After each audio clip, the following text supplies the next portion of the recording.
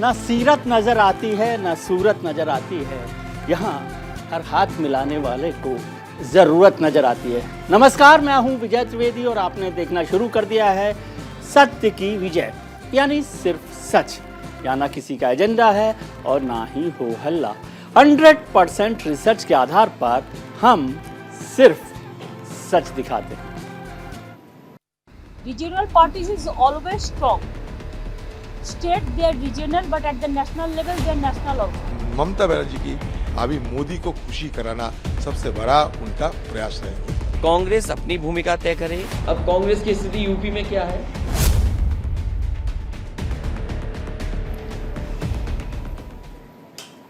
दो 2024 के लोकसभा चुनाव से पहले एक बार फिर थर्ड फ्रंट यानी तीसरे मोर्चे की चर्चा शुरू हो गई है। इस बार ये बीड़ा समाजवादी पार्टी के प्रमुख अखिलेश यादव और पश्चिम बंगाल की मुख्यमंत्री ममता बनर्जी ने उठा। शुक्रवार को जब समाजवादी पार्टी के प्रमुख अखिलेश यादव ने मुख्यमंत्री ममता बनर्जी से मुलाकात की तो दोनों के बीच थर्ड फ्रंट को लेकर चर्चा हुई। दोनों ने औपचारिक रूप से ये स्वीकार किया कि समाजवादी पार्टी और तृणमूल एक साथ मिलकर काम करेंगे। उधर दिल्ली के मुख्यमंत्री अरविंद केजरीवाल जल्द ही 7 राज्यों के मुख्यमंत्रियों से मुलाकात करने वाले हैं। उनके इस प्रयास को, इस कोशिश को लोकसभा चुनावों से पहले थर्ड फ्रंट तैयार करने की कवायद माना जा रहा है। वैसे एक बात सोचने वाली यह है कि ममता बनर्जी और अखिलेश यादव बीजेपी के खिलाफ मजबूती से लड़ने का दावा करते हैं, इसके बावजूद अपने मोर्चे में कांग्रेस को शामिल नहीं करने का फैसला उन्होंने किया। अब सवाल यह है कि आखिर क्यों? तो आइए आपको वो 5 वजह बताते हैं जिस वजह से विपक्ष कांग्रेस मुक्त मोर्चा बनाना चाहता है। एक जमाने में भारतीय जनता पार्टी कांग्रेस मुक्त देश बनाना चाहती थी, अब कांग्रेस मुक्त विपक्ष की चर्चा हो रही है सहयोगी दलों में विपक्ष के।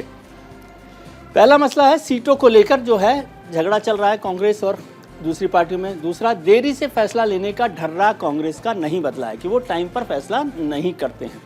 तीसरी बात है प्रधानमंत्री पद के चेहरे को लेकर रार जारी है कि क्या कांग्रेस का प्रधानमंत्री हो सकता है। चुनाव से पहले विकल्प खुला रखना चाहते हैं दूसरी जो विपक्षी पार्टियां हैं, जो क्षेत्रीय दल हैं वो। और पांचवी बात, कांग्रेस की मजबूती से वोट बैंक पर खतरा नजर आता है। इस नए मोर्चे का उस वक्त बनाने का ऐलान हुआ है जब संसद का बजट सत्र चल रहा है। नया मोर्चा का असर भी दिखने लगा है। लोकसभा में तृणमूल संसदीय दल के नेता सुवेंदु बंदोपाध्याय ने कहा कि भारतीय जनता पार्टी चाहती है कि राहुल गांधी विपक्ष का चेहरा बने जिससे जीत आसानी से मिल सके। बीजेपी कांग्रेस का उपयोग करके संसद को भी नहीं चलने दे। बंदोपाध्याय ने आगे कहा कि कांग्रेस सभी पार्टियों को भारतीय जनता पार्टी की बी टीम बताती है, जबकि खुद बीजेपी की सी टीम है। वक्त पर कांग्रेस फैसला कर नहीं पाती और खुद को विपक्ष का बिग बॉस मानती है। देश की कई क्षेत्रीय पार्टियां बीजेपी को हराने का दम रखती हैं। ममता बनर्जी इन सबको एक मंच पर लाने का काम करेंगे। ममता अखिलेश के तीसरे मोर्चे में कौन कौन सी पार्टी हो सकती है ये एक बार देख लेते हैं।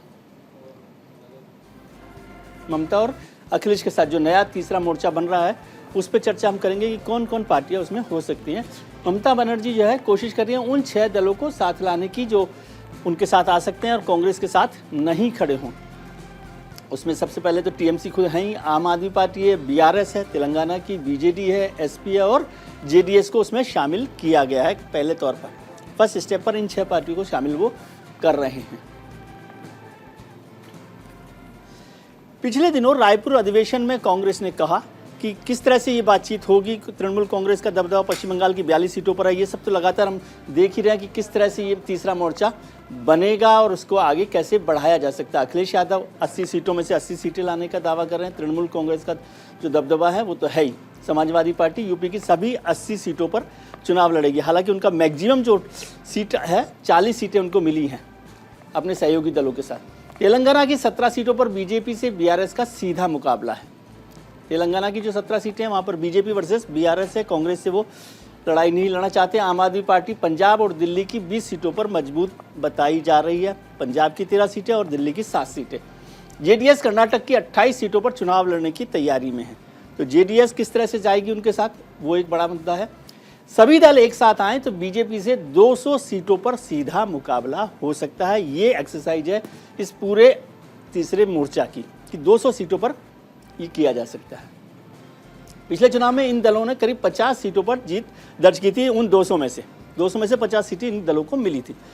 पिछले दिनों रायपुर में जब अधिवेशन हुआ तो कांग्रेस ने कहा कि विपक्षी एकता के लिए वो कोई भी कुर्बानी देने को तैयार है। ये अध्यक्ष ने कहा था, खड़गे साहब ने। क्षेत्रीय दल भी कांग्रेस से ऐसी ही उम्मीद रखते हैं, लेकिन सवाल ये है कि कई राज्यों की ड्राइविंग सीट पर बैठे क्षेत्रीय दल 2024 के लोकसभा चुनाव में कांग्रेस से किस हद तक और कितनी कुर्बानी मांग सकते हैं।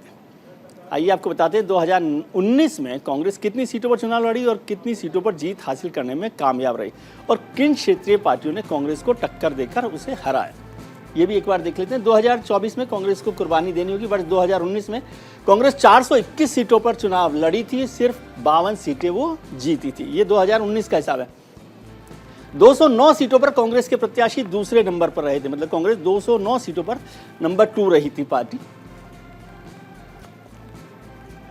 209 सीटों पर जेडीयू ने उसको 5 सीटों पर, शिवसेना ने 7, टीआरएस ने 8 सीटों पर कांग्रेस को हराया था, जो क्षेत्रीय दल अब उनके साथ आ सकते हैं। कांग्रेस ने दूसरी तरफ कांग्रेस ने जेडीयू को 1, वाम दलों यानी लेफ्ट पार्टीज को 13 और टीआरएस की 3 सीटों पर उन्हीं को हराया था। 148 सीटों पर कांग्रेस प्रत्याशियों की जमानत जब्त हुई थी पिछली बार 2019 में, उसको लेकर सारी चर्चा हो। टीएमसी प्रमुख ममता बनर्जी से मिलने के बाद समाजवादी पार्टी के अध्यक्ष अखिलेश यादव ने क्या कहा और वहां दोनों की मुलाकात के बाद कांग्रेस नेता अधीर रंजन चौधरी साहब का क्या कहना है, वो आपको सुनवाते हैं, फिर चर्चा शुरू करेंगे। कांग्रेस अपनी भूमिका तय करे। इधर बहुत सारे प्रदेश के जो मुख्यमंत्री आज हैं वो कोशिश कर रहे हैं कि कोई न कोई एक ऐसा गठबंधन हो, नाम हम कुछ भी दे सकते हैं, लेकिन मिल करके सब काम करें। और जहां तक सवाल नाम का है वो बाद में तय किया जाएगा। तेलंगाना के मुख्यमंत्री कोशिश कर रहे हैं, नीतीश कुमार जी बिहार के कोशिश कर रहे हैं, स्टालिन भी कोशिश कर रहे हैं, आदरणीय ममता दीदी भी कोशिश कर रही हैं। तो ये प्रयास लगातार चल रहा है और मुझे उम्मीद है कि ये प्रयास सफल हो। मोदी जी नारा लगाए थे कि कांग्रेस मुक्त भारत। उस समय ये ममता बनर्जी सही रास्ते पे थे, लेकिन बाद में जब उनकी भतीजे को ईडी दफ्तर में बुलाई गई, उसके बाद उनके नारा बदल चुके हैं। अब देखो 9 सितंबर 2021 से नारा बदल चुके हैं सत्तारूढ़ पार्टी बंगाल के ममता बनर्जी के, क्योंकि वो ईडी और सीबीआई से बचना चाहती है। और बचना चाहती है इसलिए वो हर संभव कांग्रेस को खिलाफत करेंगे, क्योंकि कांग्रेस को अगर कोई खिलाफत करेंगे, कांग्रेस का विरोध करेंगे तो मोदी खुशी होंगे। तो ममता बनर्जी की अभी मोदी को खुशी कराना सबसे बड़ा उनका प्रयास रहेगी। दरअसल सत्तारूढ़ भारतीय जनता पार्टी ने लोकसभा चुनाव के लिए गोटी सेट करना शुरू कर दिया, लेकिन 2024 में विपक्षी एकता की सूरत कैसी होगी ये फिलहाल सवाल है। हालांकि सिर्फ सूरत से तो बात बनती नहीं, इसके लिए जरूरी है सीरत भी मिलती जुलती हो, और जब बात राजनीति की हो तो और जरूरी हो जाता है कि सीरत मिले, क्योंकि यहाँ हर पल हर मोड़ पर जोड़ तोड़ की एक नई चुनौती होती है। ऐसे में सवाल है कि क्या अब की बार कांग्रेस मुक्त विपक्ष होगा? विपक्ष का दुश्मन नंबर 1 कौन है, कांग्रेस या फिर बीजेपी? और क्या राहुल की लीडरशिप में विपक्षी एकता नामुमकिन हो गई है? इस सब पर चर्चा करेंगे। आज इसी मुद्दे पर चर्चा करने के लिए हमारे साथ जुड़ रहे हैं भारतीय जनता पार्टी के प्रवक्ता नेता सुदेश वर्मा साहब, कांग्रेस के प्रवक्ता डॉक्टर अजय उपाध्याय साहब, एनसीपी के प्रवक्ता ब्रजमोहन श्रीवास्तव साहब और टीएमसी नेता संजय सरकार साहब। आप सबका बहुत बहुत स्वागत है। श्रीवास्तव साहब, आपकी पार्टी के जो नेता हैं शरद पवार साहब, उनको देश में ऐसा माना जाता है कि आज भी वो सबसे वरिष्ठ नेता हैं और वो कहेंगे तो सब लोग उनके साथ चल देंगे, ऐसा एक परसेप्शन है। क्या आपको लगता है कि शरद पवार साहब इस चुनावों में जो है जेपी की भूमिका या हरकिशन सिंह सुरजीत की भूमिका निभा सकते हैं, सबको साथ ला सकते हैं? देखिए विजय भाई, आपने जो 2 नाम लिए तो मुझे ऐसा लगता है शरद पवार जी के रूप में एक भूमिका निभाने में पूरी तौर से सक्षम है जी। और निश्चित रूप से उनके सामने एक बहुत स्पष्ट एक दृश्य भी है देश की राजनीति का।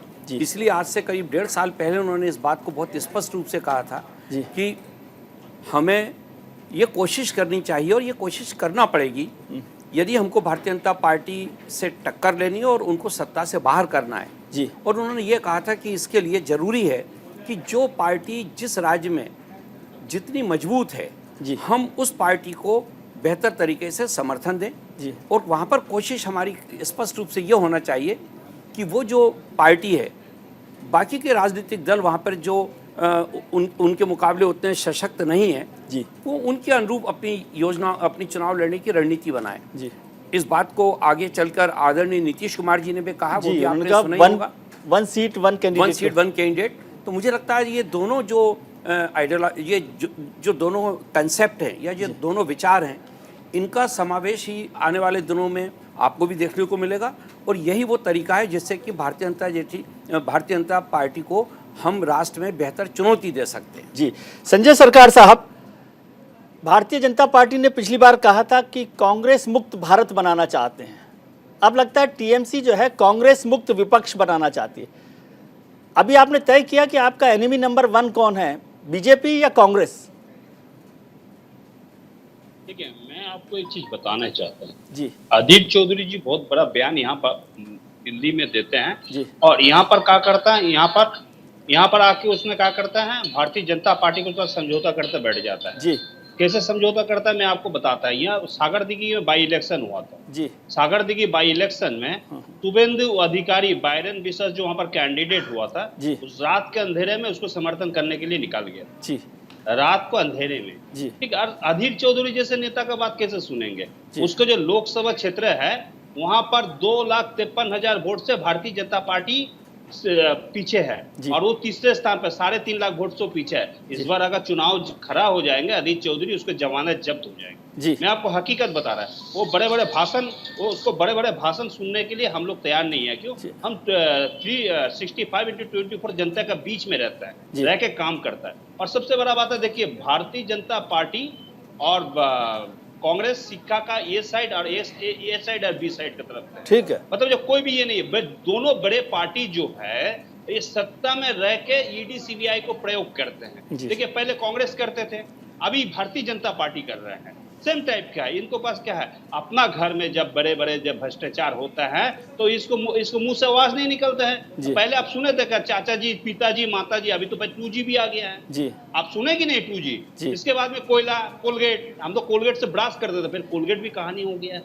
एक एक कहानी, कितना कॉमनवेल्थ भी कहानी हो गया है। बड़े बड़े भ्रष्टाचार जब खुद करके बैठे हुए हैं, दो बार लोकसभा चुनाव हुए हैं, 14 में 19 में भ्रष्टाचार में इस स्थिति में आ चुका है। विपक्ष के पार्टी भी संसद में बन नहीं पा रहा है। 55 सीट की जरूरत पड़ता है 543 में, भी नहीं बन पाता है। बड़े भाषण नहीं देने से नहीं होगा, जनता को बीच में काम करने चलता है। आप देखिए, मतलब आपने तय कर दिया कि आप नहीं जाएंगे कांग्रेस के साथ?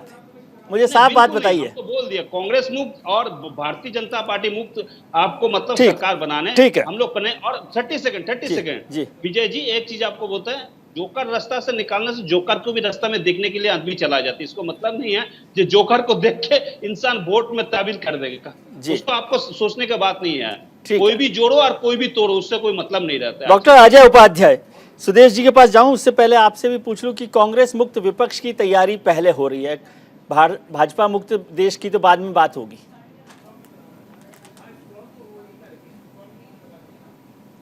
विजय जी, आपने कुछ ये इस पूरे कार्यक्रम को शुरू करने के साथ कुछ प्रस्तावनाएं दी हैं कि विपक्ष कांग्रेस मुक्त करने के संदर्भ में क्या क्या बातें कर रही है। पहला जो उनका तर्क है कि सीटों को लेकर के जो है कांग्रेस पार्टी का डिमांड ज़्यादा होगा कम होगा। मुझे नहीं लगता कि कोई भी ऐसे जो पार्टियां हैं इनसे अभी सीटों पर कोई चर्चा हुई थी। दूसरी बात आपने कही थी देरी से कांग्रेस फैसला करती है। बताइए ना, विधानसभा में ममता जी लड़ी तब, अखिलेश जी उत्तर प्रदेश में लड़े तब, कांग्रेस का फैसला क्या था और इन लोगों ने कब क्या फैसला कर लिया था? तो स्वयं विधानसभा में लड़ने का फैसला किया। अजय जी उत्तर प्रदेश में रहते हैं, आपको 2017 अजय जी आपको याद होगा, आप तो उत्तर प्रदेश में रहते हैं। 2017 के चुनावों में जन आक्रोश रैली निकाल के उत्तर प्रदेश में गुलाम नबी आज़ाद और किन को, राज बब्बर साहब को आपने घुमा दिया। और फिर जब चुनाव बीच में चल रहे थे तो आपने कहा यूपी में ये लड़कों का साथ पसंद है।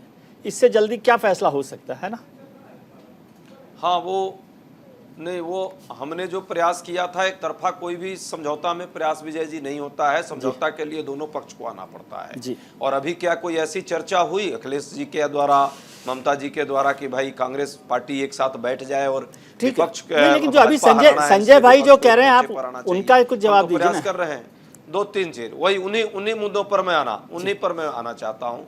आप जरूर चाहते हैं या भाजपा के साथी जरूर चाहेंगे कि हम संजय भाई के विचारों पर अपना वक्तव्य दें और हम और संजय भाई यहाँ लड़ें और जो उन्होंने एक शब्द यूज किया है जो मैं नहीं उपयोग करना चाहूंगा जी, वो मैंने भी नहीं दिखे किया है, और आपको लोग ध्यान जो में है रखते मजाक हुए उड़ाएं। मैंने मैं भी नहीं कहता हूं किया। कि विपक्ष का नहीं, आपने भी नहीं किया है जी। तो मैं कह रहा हूं कि शब्दों के मर्यादा को ध्यान में रखते हुए और राजनीतिक परिस्थितियों को ध्यान में रखते हुए कांग्रेस पार्टी के जो लोग हैं वो उस संस्कृति और सभ्यता का ध्यान रखेंगे।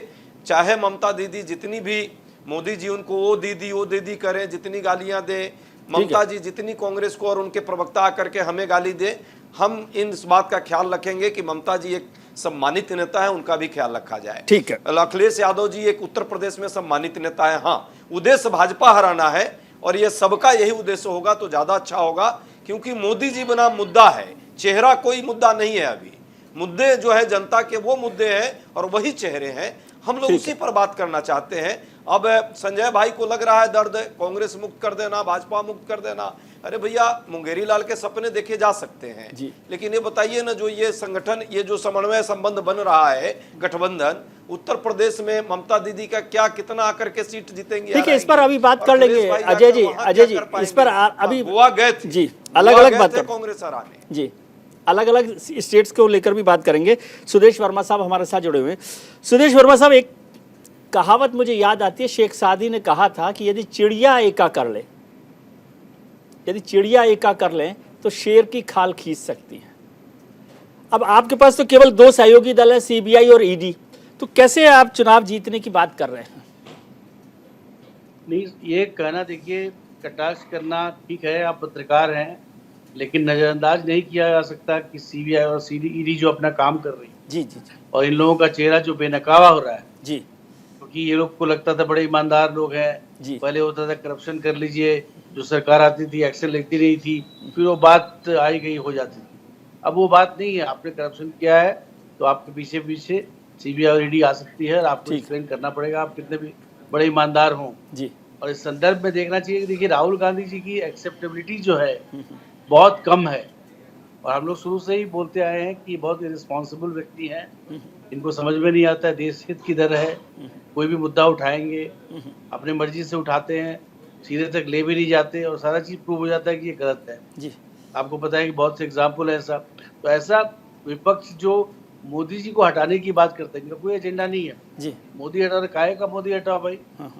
जनता ने उनको वोट दिया है, इतना भारी बहुमत दिया है, आगे भी देगी। तो ममता दीदी को भी पता है। आप बताइए, पश्चिम बंगाल में कांग्रेस का क्या बचा हुआ है? जी जी। अगर आप बात करिए, उड़ीसा की भी बात करिए, क्या बचा हुआ है? आपका फाइट जो है बीजेपी से हो या ना हो, लेकिन इन पार्टियों से भी है।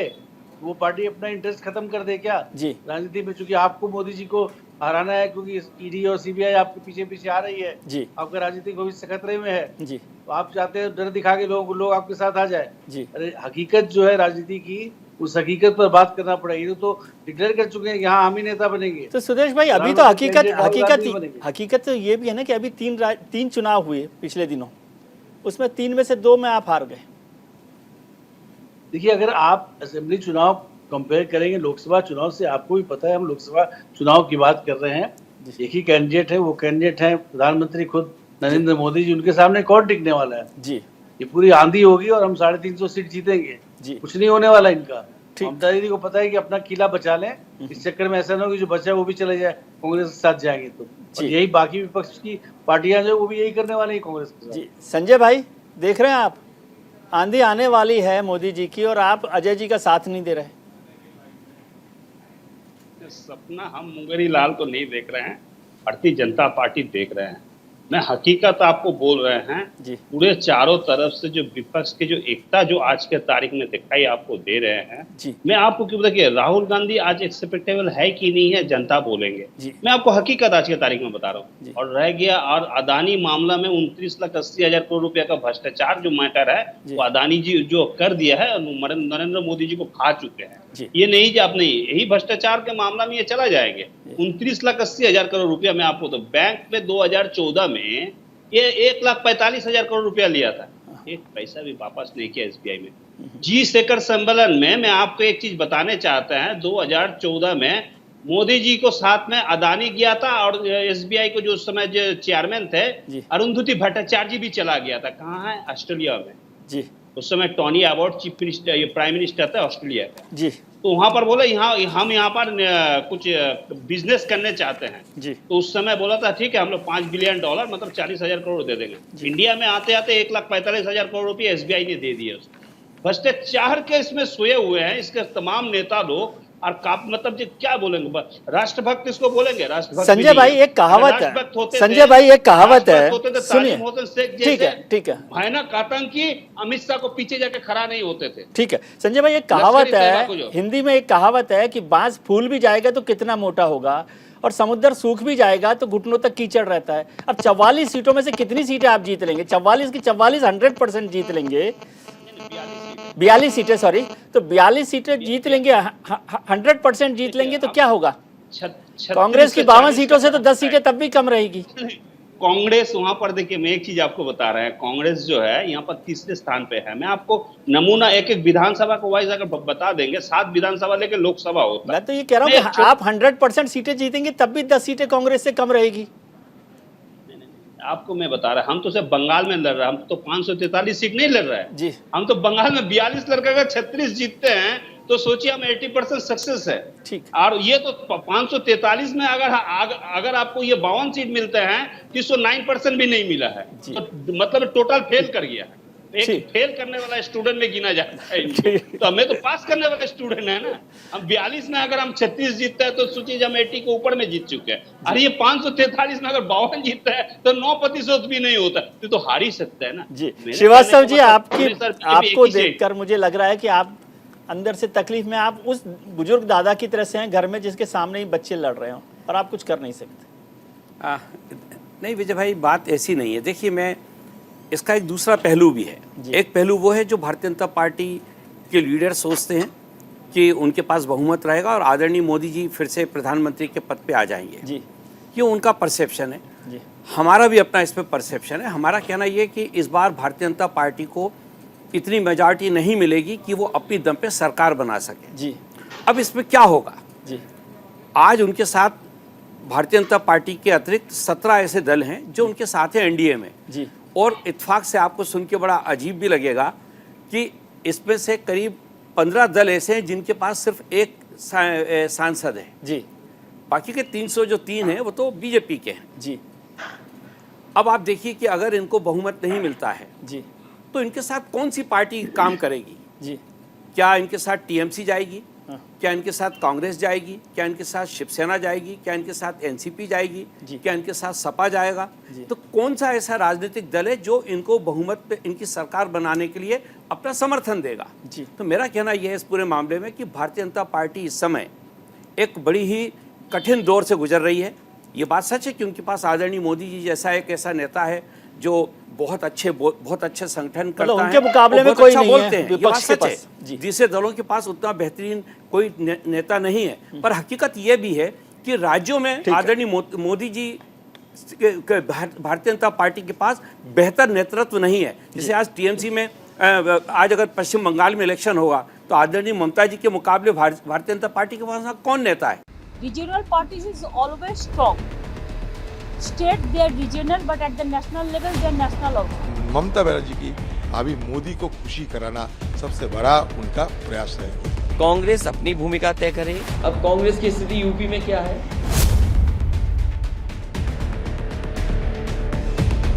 हम चर्चा कर रहे हैं विपक्षी एकता की। क्या कांग्रेस मुक्त विपक्ष होगा? क्या भारतीय जनता पार्टी को हरा पाएगा ऐसा संगठन, ऐसा मोर्चा? इस सब पर चर्चा कर रहे हैं। हमारे साथ खास मेहमान जुड़े हुए हैं। भारतीय जनता पार्टी के नेता प्रवक्ता सुदेश वर्मा साहब हैं, कांग्रेस के नेता डॉक्टर अजय उपाध्याय साहब हैं, टीएमसी से संजय सरकार साहब हैं और एनसीपी से ब्रजमोहन श्रीवास्तव साहब हैं। आपका एक बार फिर स्वागत है। डॉक्टर अजय उपाध्याय, संजय जी जो बात कर रहे हैं वो खराब तो लगती है लेकिन बात तो ठीक है।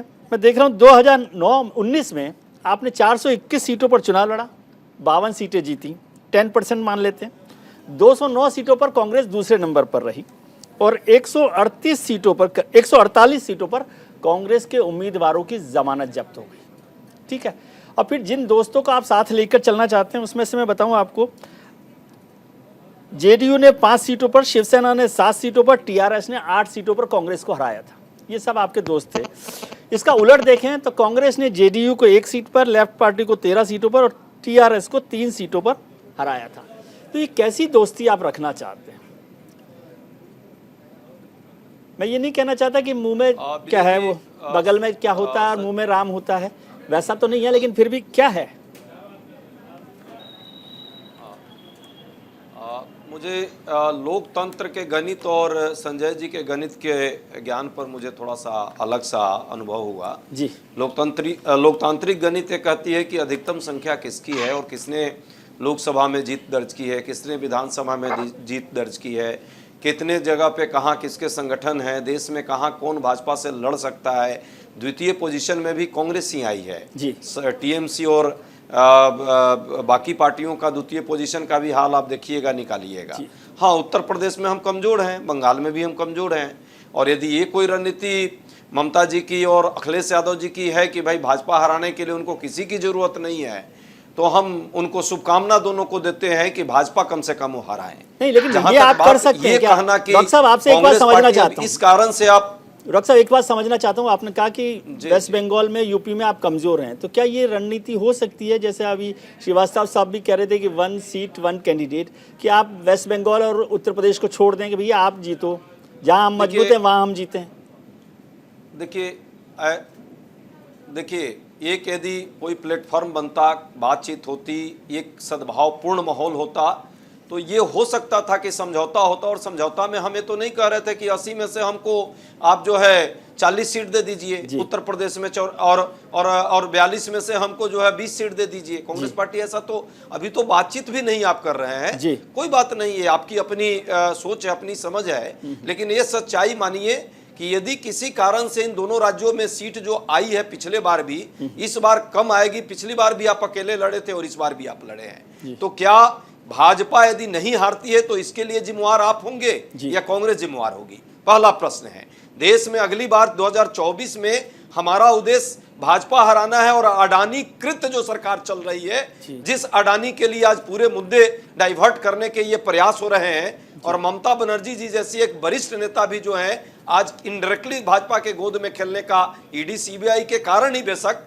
लेकिन गोद में खेलने का प्रयास कर रही है। और अडानी के मुद्दों को भटकाने के लिए जब पूरा विपक्ष संसद से लेकर सड़क पर अडानी के मुद्दों को लेकर के जेपीसी की मांग कर रहा है, तो वो उस मांग में शरीक नहीं हो रही है। ये क्या दर्शा रहा है, ये क्या बताता है, ये कौन सा सेटिंग किसकी है, पूरा देश देख रहा है। डॉक्टर साहब, आपने बिल्कुल ठीक बात की। मैं फिर से आपसे समझना चाहता हूँ कि ये ईडी सीबीआई का नाम लिया, क्या ये जो दोनों लोग सेंट्रल एजेंसीज हैं, उनके डर पर भी आप सबको एक साथ इकट्ठा कर सकते हैं? देखिए, हम उसके डर पे नहीं, हम डरने वाले लोग नहीं हैं, और इसमें मुझे नहीं लगता कोई भी पार्टी के लोग हैं।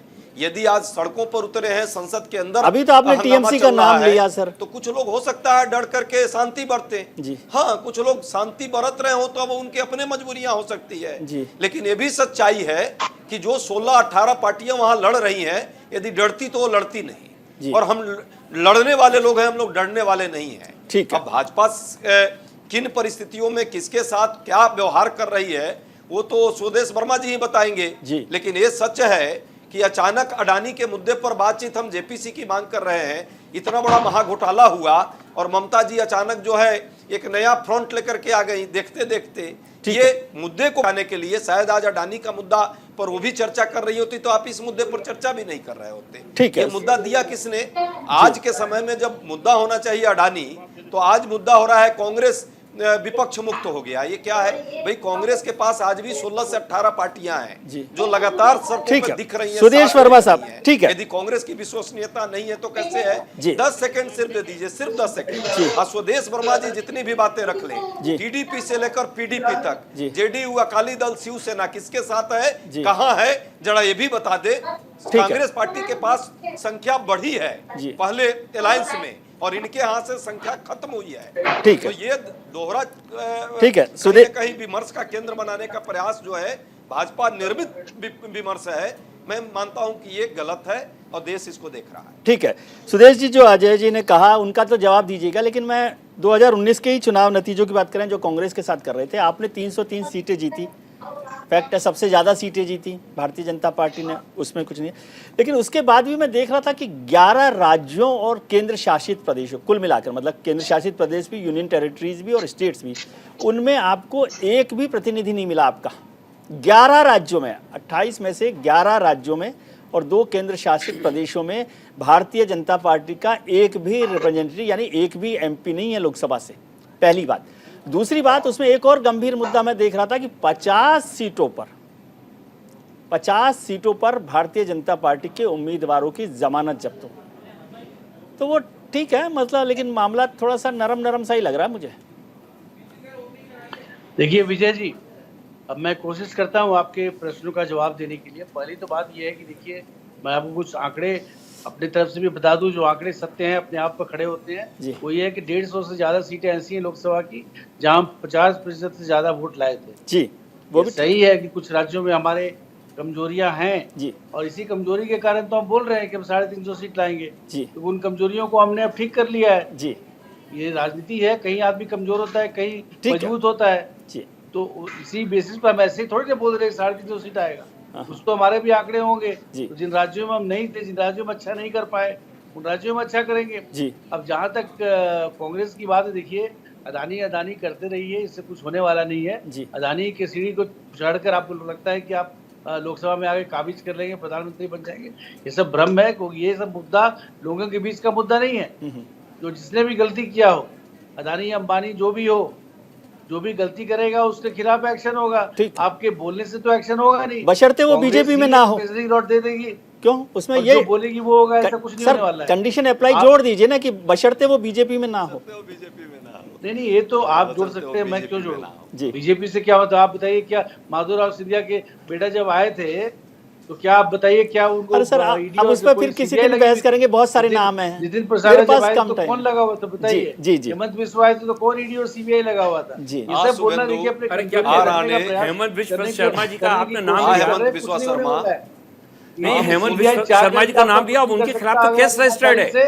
ईमानदारी से राजनीति की है तो ये राजनीति को आपने अगर एक माध्यम बनाया है पैसा कमाने का गलत तरीके से, तो आपको डरना ही पड़ेगा ईडी और सीबीआई से जी। वो कोई हमारा इंस्ट्रूमेंट नहीं है, वो देश का इंस्ट्रूमेंट है, वो एक इंस्टीट्यूशन है और जुडिशियरी है। वहाँ पर कुछ गलती होती है तो आपको जुडिशियरी पर भरोसा नहीं है तो हम लोग क्या कर सकते हैं? ममता जी आपको पसंद नहीं कर सकती है तो बीजेपी थोड़ी ना ममता जी को बोलेगी कि नहीं आप कांग्रेस के साथ जाइए। आपको नहीं पसंद करता है लोग, आप इस बात को मान जाइए। आपके नेतृत्व को नहीं मानता है, उनको अपना बचाना है पहले की बीजेपी एजेंडा में आके बीजेपी के खिलाफ हराकरी कर ले। क्या जापानीज में बताइए? अरे अपना सब कुछ क्षेत्र बचाना है उसका प्रयास। सुदेश जी एक चीज और, राहुल गांधी जी को प्रधानमंत्री बनाने के लिए सब लग जाए। ठीक है सुदेश जी, एक चीज और समझाइए। अजय जी जो कह रहे थे कुछ दलों की, आपका चेहरा और आपका व्यवहार इतना मधुर है, उसके बाद भी ये दोस्त क्यों नहीं रहते आपके? जेडीयू हो, अकाली दल हो, शिवसेना हो, कुछ और नाम ले रहे थे अजय जी। मुझे समझ नहीं, आप जितना मधुर, आप जितना शालीन, आप जितना सौम्य चेहरा हो, उसके बाद भी दोस्त रहते नहीं आपके साथ। एक बात बताइए विजय जी, क्या आपको याद, आप भूल गए? आप तो पत्रकार, इसलिए आपकी राजनीति तो है नहीं, इनकी तो राजनीति है। शिवसेना क्यों छोड़ी थी जी?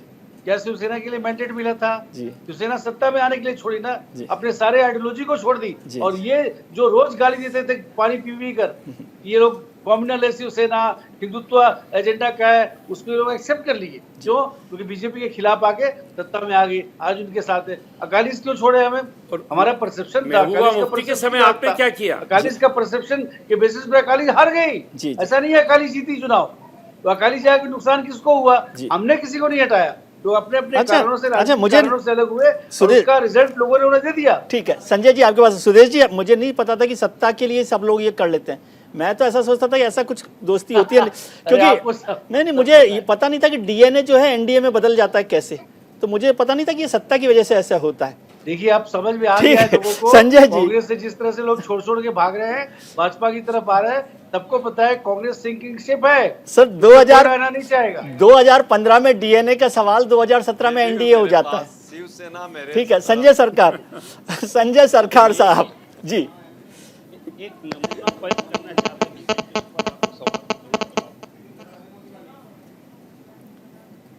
आपकी आवाज कट रही है सर, मैं आपके पास आपके जी 2013 में जी 2013 में डिपार्टमेंट ऑफ एनवायरनमेंट मुद्रा पोर्ट के ऊपर में अदानी जी को 200 करोड़ रुपया का फाइन किया था। सुनीता नारायण कमेटी बना था उसमें जी। 2014 में सत्ता आते आते वो हट गया है जी। भारतीय जनता पार्टी का प्रवक्ता बोल रहे हैं ना, बहुत बड़े बड़े बात। DRI मतलब ये एक्सपोर्ट करने के लिए 10% सब्सिडी दिया जा रहा था। अरे तो हम लोग जवाब और देंगे वो क्या उसके लिए? एक्सपोर्ट में आपको 1000 लगता है करोड़ गलत रुपए गवर्नमेंट का लॉस ठीक हुआ है, ठीक है, ठीक है। था और ED और सुदेश CBI जी, उसको संजय जी। पीछे पड़ा था। जी। 2014 में आता था अदानी को ऑफिस से, तो वो भी ED और CBI हट गया है। जी। हेमंत बिश्व शर्मा आपको मालूम है हुए थे, वो एनडीए में आते तो संजय भाई, इसीलिए तो जरूरी है कि आप सुदेश जी की मुस्कुराहट की बजाय अजय जी की मुस्कुराहट पर ध्यान दो। अजय जी की मुस्कुराहट बनाए रखो। हम मुस्कुराहट आपको बता रहे हैं, इसको बता रहे हैं। कोई बढ़िया जितना मुद्दा बड़ा पूछिए, भ्रष्टाचार स्पेशल मुद्दा मोदी जी पूछिए। 2002 में हुए हैं? मुख्यमंत्री कुछ बनने नहीं के होने वाला समय, जी। उसके बाद में जून महीना में, जून जुलाई में, सुनिए ना भाई साहब, जून जुलाई में 1 स्क्वायर मीटर में जमीन अदानी को दिया था। जी। फिर 2003 में अरे ये सब खत्म अब ये गया सब भाई हो गई साहब। बात संजय जी, ये बात पुरानी हो गई। श्रीवास्तव साहब, ठीक है, ठीक है, श्रीवास्तव साहब देखिए, जितना मुद्दा अजय जी उठा रहे हैं, संजय जी उठा रहे हैं, संजय भाई ठीक है, ठीक है, वो काटवाने किसको जेब में गया था, ठीक है संजय भाई, ठीक है। श्रीवास्तव साहब, मुझे ये समझाइए, जितनी विपक्षी पार्टियां जो मुद्दे उठा रही हैं, जैसे संजय भाई भी उठा रहे हैं, ये सब, इसका मतलब ये है कि आज भी विपक्षी पार्टियों के पास मोदी सरकार के खिलाफ कोई ठोस मुद्दा नहीं है। 9 साल से जो पार्टी है उसके भ्रष्टाचार का कोई मुद्दा आपके पास नहीं है। 9 साल में उस सरकार ने कुछ काम नहीं किया, इस पर आपके पास कोई मुद्दा नहीं है। उज्ज्वला योजना का नहीं है, जनधन योजना, जो भी योजनाएं बहुत सारी सुदेश जी दिला सकते हैं याद, लेकिन आपके पास कोई मुद्दा ही नहीं है। आप अडानी की चर्चा करते हैं, ईडी CBI को भी हम मजाक में करते हैं, लेकिन वो तो जुडिशरी उस पर होता है ना, कोर्ट में जाते हैं ना। अब 8 महीने कोई मंत्री जेल में रहेगा तो वो ईडी ने भेज दिया इसलिए थोड़ी रहता है, जुडिशरी है देश में। देखिए विजय भाई, आपकी ये बात तो बिल्कुल ठीक है कि जिस प्रकार से मुद्दे सामने आना चाहिए, शायद मुद्दे उस ढंग से रखे नहीं जा रहे, लेकिन मुद्दे तो अथाह हैं। मैं आपसे कहना चाहता हूं कि इस देश में जो गरीबी की बात चलती है, महंगाई की बात चलती है, मैं आप सामान्य व्यक्ति की बात करता हूं। आज से अगर 2010 में एक व्यक्ति अपनी बिटिया की शादी करना चाहता था तो 10 ग्राम उसको वो सोना दे सकता था, लेकिन आज आप बताइए कि अगर आज एक बिटिया की शादी करने के लिए उसको विदा करना हो तो आज वो 1 ग्राम सोना देने की स्थिति में नहीं है। तो महंगाई को हम जिस ढंग से देखना चाहते हैं, वो एक कॉमन, जब एक सामान्य व्यक्ति की निगाह से हम उसको देखते हैं तो लगता है कि वाकई महंगाई बहुत ज़्यादा है। लेकिन जब हम बहुत पूंजीपति एस्टेब्लिश कर पाए, मतलब विपक्षी पार्टियां एस्टेब्लिश कर पाए। मैंने आपसे वही कहा कि अभी मुद्दों की कमी नहीं है, मुद्दे तो अथाह हैं, वही मैंने कहा, लेकिन उनको जनता के बीच में जिस ढंग से हम लोगों को पहुंचाना चाहिए, शायद उतनी कोशिश हम लोगों की तरफ से भी नहीं हो रही, इसको स्वीकार करना पड़ेगा। लेकिन अभी समय है, अभी समय, जैसे मैं भी TMC के आदरणीय प्रवक्ता को सुन रहा था, उसमें उन्होंने बहुत स्पष्ट रूप से ये कहा है कि वो अडानी जी के साथ नहीं है। अडानी जी का उन्होंने पूरी तौर से एक तरह से एक्सपोज किया है उनको। तो आज ममता बनर्जी साहिबा चाहे कांग्रेस से अपने आप को अलग बता रही हो, लेकिन इस मुद्दे पे तो वो देश के साथ हैं, इस मुद्दे पे वो विपक्ष के साथ हैं। ठीक है, माना कि वो JPC की बात नहीं कर रही है, लेकिन वो JPC का विरोध भी तो नहीं कर रही है, ये भी तो एक मुद्दा है इसमें। तो मुझे ऐसा लगता है कि जो विपक्ष के पास अभी बहुत समय भी है और अपने अपने क्षेत्र में जहां पर भी जो भी प्रमुख दल है, उस दल को अपनी शक्ति बढ़ाने का काम करना चाहिए और इसमें बाकी के दूसरे दलों को उस पर मदद करना चाहिए। यही इसका एक बेहतर तरीका निकल सकता है। जी, डॉक्टर अजय उपाध्याय, ये तो श्रीवास्तव साहब ने याद दिला दी। मैं तो सोचा था 71 में आपने नारा दिया था गरीबी हटाओ का, 77 में खत्म होगी उस समय गरीबी। मुझे पता नहीं था कि अभी तक भी मुद्दा चल रहा है ये गरीबी अरे का। विजय भाई, 2014 के पहले 80 करोड़ लोगों को राशन देने की जरूरत नहीं पड़ी थी, आज 80 करोड़ लोगों को राशन देना पड़ रहा है। बताइए कि मुद्दे क्यों नहीं है? या तो आप बनाना चाहते हैं ऐसे ही कुछ हवा बनाने के लिए, कोई एक मुद्दा भी बढ़ा ले आते। आप ध्यान कीजिए, 2013 में बीजेपी ने भ्रष्टाचार का मुद्दा इतना बड़ा बना दिया कि 2014 में सब हवा निकल गई पूरी UPA की। आप एक मुद्दा नहीं बना सकते? देखिए, नहीं है कोई मुद्दा तो कोई बात नहीं, मैं तो वैसे समझना चाह रहा हूँ जी। भ्रष्टाचार के मुद्दे को लेकर नहीं, भ्रष्टाचार के मुद्दे को लेकर के जो सरकार के मशीनरी है, एजेंसी है, यदि वो पूरी तरह से सरकार के पक्ष को ही रखेगी तो भ्रष्टाचार ढूंढेगा कौन? लगातार सारे एजेंसियों के जो है लोगों के एक्सटेंशन दिए जा रहे हैं सुप्रीम कोर्ट के आपत्ति के बावजूद, और वो ईडी सीबीआई क्या कर रही है, विपक्षियों के घर का उसको रास्ता दिखता है, सरकार में बैठे हुए मंत्रियों के भ्रष्टाचार का रास्ता नहीं दिखता है, अडानी का महाघोटाला इसमें सरकार की मिली भगत है, इसमें नहीं जा रही है। तो ये पूरा देश देख रहा है कि भ्रष्टाचार उजागर होगा कौन, करेगा कौन। एजेंसियां करती थी, हमारे समय हमारे अंदर में भी कोई बैठा हुआ मंत्री होता था, निष्पक्षता से एजेंसी काम करती थी, पहली बात। दूसरी बात, महंगाई और बेरोजगारी के मुद्दा और आय की समानता का मुद्दा और देश में जो नफरत फैलाने का बात है, या संविधान को नीचा दिखा करके और देश के संस्थाओं को जो जिस तरह से खत्म करने का प्रयास है, उसको लेकर हम 4000 किलोमीटर की यात्रा कन्याकुमारी से कश्मीर तक अभी कर रहे हैं, और हमारे उस यात्रा का इम्पैक्ट है इस देश में, उसके प्रभाव दिख रहे हैं जनता के बीच। आएगा समय, जब चुनाव आएगा तो उसके इम्पैक्ट उस रूप में भी दिखेंगे। विपक्षी पार्टियों का सड़क से संसद तक की जो कार्यक्रम है वो हम कर रहे हैं, बस आप दिखाते रहिए। आप ठीक है, हम दिखा ही रहे हैं सर, हमारे पास यही काम है। सुदेश जी, आप अजय जी के सारे सवालों का जवाब दें, लेकिन मैं एक चीज जोड़ना चाहता हूं कि आपके पास बहुमत है, आपको लग रहा है कि भाई इससे ज्यादा किसी के पास नहीं है, आप ही जीतेंगे। लेकिन दो उदाहरण मैं आपको देना चाहता हूँ। 1977 को याद कीजिए, 352 सीटें थी इंदिरा गांधी सरकार के पास, और इंदिरा गांधी भी, आप नाराज नहीं हो, लेकिन मोदी जी के बराबर मजबूत नेता थी, ठीक है। और 1989 को याद कीजिए, 1989 को, जब 404 सीटें, 101 सीटें ज़्यादा थी आज की तारीख में आपसे, राजीव गांधी के पास, और वो क्या हुआ था उनका, वो भी आप जानते हैं। अब आप बताइए। विजय जी, सबसे पहले तो आपने इमरजेंसी की याद दिला दी। इमरजेंसी से ऐसा अगर घोर पाप कभी भी कोई करेगा तो उसका वही गति होगा जो इंदिरा गांधी जी। अभी तो हालत 1989 की आपने बात की, कांग्रेस के ही दल से निकले हुए विश्वनाथ प्रताप सिंह जो करप्शन के खिलाफ एक सिंबल बन के उठे थे राजीव गांधी, स्वर्गीय राजीव गांधी के खिलाफ, तो ये वो आपको याद होगा ये भी चीज। तो ऐसा मत बोलिए कि अचानक उसको आप कंपेयर कर दीजिए आज के हिसाब से, वो चलने वाला नहीं। देखिए, अगर हम लोग बात करें तो थोड़ा सा लॉजिकल बात करें, जैसे अजय जी बोल रहे थे। देखिए, ईडी और सीबीआई की जैसा आपने बताया, एकदम बिल्कुल सही बात है अजय जी। आप लोग सब जिस तरह से मिल रहे हैं, देश की पूरी जनता जानती है ये सब जो भगोड़े लोग हैं, करप्ट लोग हैं, आपस में मिलकर मोदी जी का अपोज करने का प्रयास कर रहे हैं। वो आपका हक है, क्योंकि जेल जाने का यही तरीका है कि मोदी जी को किसी तरह से हटा दीजिए, सत्ता में आ जाइए, सब ठीक हो जाएगा। लेकिन ये होने वाली नहीं। जनता को खूब समझ है, जनता को पता है क्या हो रहा है। अगर ईडी और सीबीआई ने गलत किया है तो आप बताइए क्यों हर समय जो बेल पे आप जाते हैं बेल नहीं मिलता है। बड़े से बड़े हरिश्चंद्र लोग के खिलाफ, कांग्रेस के हरिश्चंद्र, भारतीय राजनीति के संजय भाई आता हूं आपको, तो बताइए कोई कार्रवाई किसी हरिश्चंद्र के खिलाफ नहीं हुई है। ये सब करप्ट लोग हैं और बहुत करप्ट लोग बचे हुए, उनके खिलाफ भी एक्शन होगा। आपको पता है, तो गैंगिंग ऑफ द करप्ट है, इसमें कोई दो मत नहीं है। आप बार बार जो मुद्दा उठाते हैं मोदी जी के खिलाफ, इन सारों मुद्दों पर गुजरात में जब चुनाव हुआ था तो कांग्रेस ने ही उठाया था, एक जुडिशियल कमीशन बनी थी, इन्होंने फेवरेटिज्म किया, सारे प्रूव हो गए थे कि गलत है। यही आप लोग का मुद्दा आपके पास है ही नहीं। आपने बोल दिया गरीबी की बात की, आप बताइए गरीबी आप सोना से तोलिएगा? आज भी जाके देखिए 10 रुपए केजी आलू मिल रहा है आपको, 20 रुपए केजी आपको प्याज मिल रहा है। जो गरीबों के खाने की चीज है वो तो सस्ता है ना, कंट्रोल है ना, प्राइसेस तो नहीं बढ़े हैं ना उसके, देखना पड़ेगा। संजय भाई को जब मुफ्त में खाना खिलाया जाता है तो ये मोदी जी का ही हृदय है कि नहीं, भूखे कोई नहीं सोना चाहिए, इसलिए हम वहाँ जाते हैं। ये 80 करोड़ की मोदी जी को हटा नहीं सकता। सुदेश भाई, ठीक है, यूं ही नहीं है, यूं ही नहीं मिलता लोगों को। ठीक है, ये सुदेश भाई, ठीक है, ठीक है सुदेश भाई, ये 80 करोड़ लोग गरीबी लोग होंगे ना हिंदुस्तान में, मतलब 80 करोड़ लोग गरीब रह रहे हैं अभी। 2014 से अभी तक हो गए 80 करोड़, इसके पहले कहाँ थी ये व्यवस्था? समय क्या हुआ? ठीक है संजय भाई, ठीक है, नहीं मैं समझना चाह रहा था। संजय भाई एक चीज समझाइए, हर बार कांग्रेस को आप घेरे में लाते हैं। मैं देख रहा हूँ 79 में क्या हुआ कि कांग्रेस ने अपने आप को पीछे रखा, चरण सिंह को प्रधानमंत्री बनाया, 1980 में चंद्रशेखर को प्रधानमंत्री बनाया, 97 में, बल्कि उस समय भी कह लीजिए 1989 में भी उनकी सबसे बड़ी पार्टी थी, लेकिन उसने अपने आप को विड्रॉ किया, खैर वो अलग था। लेकिन 1997 में देवेगौड़ा को बनाया, बड़ी पार्टी होने के बावजूद। 98 में फिर गुजराल साहब को बनाया, और 2004 से 2014 तक जिसके लिए आप गाली देते रहते हैं गांधी परिवार को, उस गांधी परिवार ने अपना पद छोड़ के मनमोहन सिंह को प्रधानमंत्री बनाया। और कितना सेक्रीफाइस चाहते हैं आप कांग्रेस से?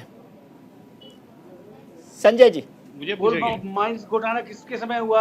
आकाश में घोटाला हुआ, पाताल में घोटाला हुआ, अर्जय घोटाला ही घोटाला हुआ, इनको माफ कर दिया जाए। आप बताइए, आप एक्स्ट्राऑर्डिनरी सिचुएशन जो कोविड के बाद पैदा हुआ, आप उसकी बात कर रहे हैं। सुदेश जी, मैं संजय जी से ये पूछ रहा हूँ कि भाई कांग्रेस से वो इतना गया, ठीक है, तो ऐसा रियलाइज किया गया जी नहीं, हम कांग्रेस से नाराज नहीं है, जी। ये बात नहीं है कांग्रेस से हम नाराज नहीं है, कांग्रेस से हम बिल्कुल नाराज नहीं है, लेकिन लीडरशिप जो है, अंडर लीडरशिप राहुल गांधी से ये चीज नहीं हो सकता है। तो सदन में आप गला मिलाएंगे, आंख मारेंगे और बाहर जाके बोलेंगे हम लड़ाई करेंगे, ये नहीं हो सकता है। थारो 10 मारो 10 जो फॉर्मूला है ये नहीं चल सकते हैं। रह गया देखिए भारतीय जनता पार्टी जो मतलब जो कांग्रेस जो कर नहीं पाया 70 साल में, वो चीज भारतीय जनता पार्टी कर दिया। श्रीवास्तव साहब, फाइनल कमेंट आपका, फिर मैं अजय जी से छोटा-छोटा, अब वक्त नहीं है मेरे पास। सुनिए, तो 8 साल में पेट्रोल का कीमत 60 रुपया था, 60 रुपये 107 रुपया हो गया। ये भारतीय जनता पार्टी को देना है ना। गरीबी के बारे में बोल रहे हैं ना, ये गरीबी के बारे में ये बोल रहे हैं, गरीबी। संजय भाई, अगली बार जब हम प्रोग्राम रखेंगे, 6 करोड़ आदमी, नहीं ठीक है संजय भाई, खाना पका रहा है। संजय भाई आपसे अगली बार जब हम प्रोग्राम रखेंगे तो ये तय आप करना कि आपको बीजेपी के खिलाफ बोलना कि कांग्रेस के खिलाफ बोलना है। इकोनॉमी करार दिया गया है आज भी। जी श्रीवास्तव साहब, छोटा कमेंट फाइनली कि संजय भाई ने कहा कि राहुल गांधी की लीडरशिप नहीं चलेगी, आपको लगता है कि राहुल गांधी की लीडरशिप नहीं होगी तो चल जाएगा? अभी तो वैसे भी खड़गे साहब अध्यक्ष बन गए पार्टी के। देखिए, ये राहुल गांधी जी की लीडरशिप की मैं बात नहीं कहता, लेकिन मैं बात स्पष्ट रूप से कहना चाहता हूं कि कांग्रेस को 2019 में 12 करोड़ वोट मिले थे जी। तो जिसको इतना बड़ा जन समर्थन हो, उस पार्टी को साइड ट्रैक कर या उसकी बात को ना मानकर मैं सोचता हूं कि कोई भी विपक्षी एकता तैयार नहीं की जा सकती। जहां तक भ्रष्टाचार की बात है तो आदरणीय मोदी जी ने 11 मंत्रियों को क्यों निकाला था कैबिनेट से? हिंदुस्तान की आजादी के बाद ये पहला मौका था जब 11 मंत्रियों को किसी प्रधानमंत्री को बाहर करना पड़ा हो करप्शन के कारण। आज तक जवाब नहीं दे पा रहे देश को। ठीक है अजय उपाध्याय साहब, क्या राहुल गांधी का चेहरा आप बदल दें, यानी राहुल गांधी की लीडरशिप में ना लड़े तो चल जाएगा क्या काम? देखिए, मैं पूरा देश देख रहा है कि सड़कों पर, संसद में, पूरे मुद्दे में जनता के मुद्दों को लेकर लड़ कौन रहा है। और राहुल गांधी जी के चेहरे की बात है, चाहे वो राहुल जी का चेहरा हट जाएगा तो बहुत सारे बेरोजगार मंत्री हैं मोदी जी के, उनको रोजगार कौन देगा? कोई काम ही नहीं है उनके पास। आज के संसद ठप करना है तो राहुल जी है, विपक्ष को कुछ बोलना है तो राहुल जी है। अरे भाई, तो जनता के मुद्दे पर राहुल जी लड़ रहे हैं, ममता जी को भी याद कीजिए अजय जी, उन्होंने कहा कि टीआरपी है, बीजेपी की टीआरपी है राहुल गांधी, या असमानता के मुद्दे पर। जी हाँ, नहीं टीआरपी ममता जी जो भी कहें, जो मजाक उड़ाएं, लेकिन सच्चाई तो ये पूरा देश देख रहा है। सुदेश जी, मुझे पूरी डिबेट से ऐसा लगा पूरी सरकार लगी हुई है। ठीक है सर, मोदी जी लगे हुए हैं, बिल्कुल, और अकेला वो लड़ रहे हैं सड़कों पर देश में। अजय जी बस, सुदेश जी आखिरी बात आपसे पूछना चाह रहा हूँ कि विपक्षी दलों में तो एकता नहीं है राहुल गांधी के लिए, लेकिन मुझे लगता है भारतीय जनता पार्टी ही चाहती है कि राहुल गांधी रहें, जो ममता जी भी कह रही है और आप भी चाहते हैं, है ना? आपकी दोस्ती ज्यादा है उनसे। देश के साथ बहुत अन्याय होगा अगर राहुल गांधी जैसा परिपक्व राजनीतिक भारत का नेता बन पाता है, क्योंकि ये जाके जिस तरह से विदेश में जाके भारत को बदनाम करने का प्रयास कर, उन मुद्दों को नहीं उठाते जिन्हें उठाना चाहिए पॉलिसी मेकिंग पर। आपके पास एक मुद्दा है उठाने के लिए नहीं। विपक्ष अगर आपके खिलाफ खड़ा हो रहा है, खुद विपक्ष, इसके पीछे कहीं ना कहीं राहुल गांधी जी खुद रिस्पॉन्सिबल है। हम तो चाहते हैं कांग्रेस के पास एक मैच्योर लीडरशिप हो जो बीजेपी को चैलेंज करे, बीजेपी को बताए कि हम गलत क्या कर रहे हैं। आप तो ये सब बताते नहीं, एक मुद्दा पकड़ रहे थे, कभी राफेल, कभी अदानी, कभी अंबानी। अरे इस सब से बाहर आइए भाई, देश के लोगों को पता है, लोग पढ़े लिखे लोग हैं। चलिए, आपके इस तरह बोलने से थोड़ी ना कुछ होने वाला। ठीक है, बहुत बहुत शुक्रिया सर, वक्त मेरे को ज्यादा इजाजत नहीं दे रहा है। आपका बहुत बहुत शुक्रिया संजय सरकार साहब, सुदेश वर्मा साहब, श्रीवास्तव साहब, डॉक्टर अजय उपाध्याय साहब। ये विपक्षी एकता की बात चल रही है, समुद्र मंथन होगा मुद्दों के साथ, और समुद्र मंथन होता है तो उसमें कौन शिव बनना चाहता है, ये बहुत महत्वपूर्ण बात है। आपने नेताओं की बात सुनी, हमारे पैनलिस्ट की बात सुनी। अब पहले चर्चा हमारे आज के सवाल की। आज का सवाल था कि क्या आपकी बार कांग्रेस मुक्त विपक्ष होगा? इस पर 45% लोगों ने हाँ के पक्ष में अपना वोट किया, यानी जनता समझती कि नहीं, ऐसा नहीं चलेगा कांग्रेस के बिना। 55% लोग इसके पक्ष में नहीं हैं। नेताओं की बात आपने सुनी, पैनलिस्ट की बात सुनी, अब छोटी सी बात मेरी भी, यानी विजय व्यू।